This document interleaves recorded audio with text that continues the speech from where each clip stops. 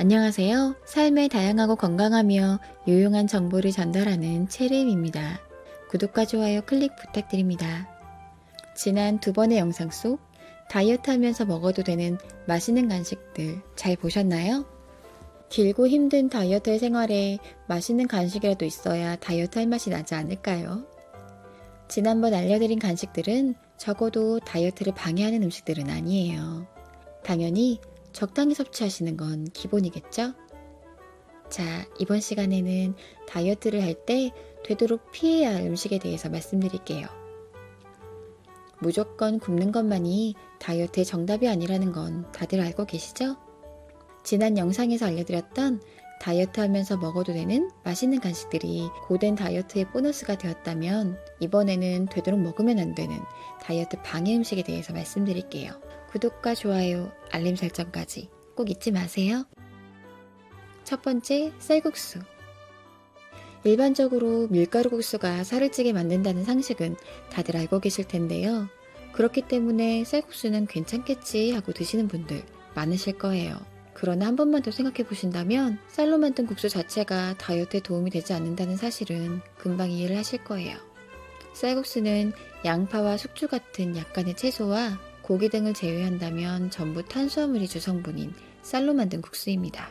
게다가 국물에는 나트륨도 상당히 많이 함유되어 있답니다. 되도록이면 면만 건져 먹었을 때에는 좀 낫겠지만 육수까지 드시게 되면 칼로리가 꽤 높은 음식입니다. 지난번 알려드렸던 해조류 국수로 대신해 보시는 건 어떨까요? 두 번째, 초밥. 초밥은 한 피스당 밥이 적게 들어있는 것 같아 보이지만 실제로는 생각보다 밥을 많이 먹게 되는 음식입니다. 서너 피스만 먹어도 공깃밥 절반 분량의 밥을 금세 먹어버리게 되는 것이죠. 1인분 초밥의 양은 거의 10피스에서 12피스 정도 되는데요. 그렇게 되면 공깃밥 한 공기 반에서 두 공기 정도를 드시는 거라고 보시면 됩니다. 거기다가 맛있는 초밥일수록 기름진 생선살이 사용됩니다. 입에서 살살 녹는 고소하고 담백한 생선살. 그 정체는 바로 지방입니다. 초밥이야말로 탄수화물과 단백질 그리고 지방으로 이루어진 음식인 거죠. 고칼로리 고지방 식품인 초밥. 드시기 전에 한 번 더 고민해 보세요. 세 번째, 보쌈, 수육. 수육은 굽거나 튀기지 않은 고기라서 살이 덜 찔 것이라고 생각하시는 분들이 많으실 거예요. 그래서 외식 메뉴를 선택하시는 분들이 꽤 많아요. 하지만 보쌈은 치킨, 피자 등을 제치고 고칼로리 음식 1위라는 무시무시한 타이틀을 가지고 있답니다.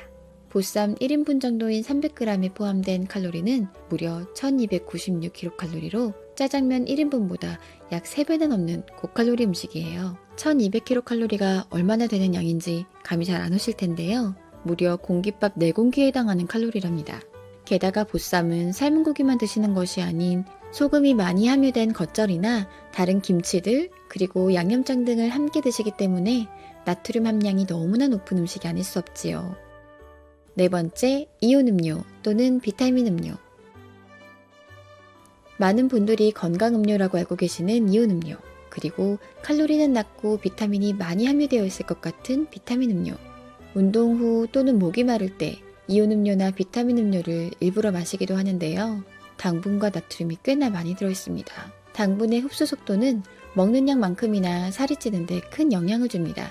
흡수 속도가 빠를수록 혈당이 빠르게 올라가 더 쉽게 살찌는 상황이 되는 것이죠.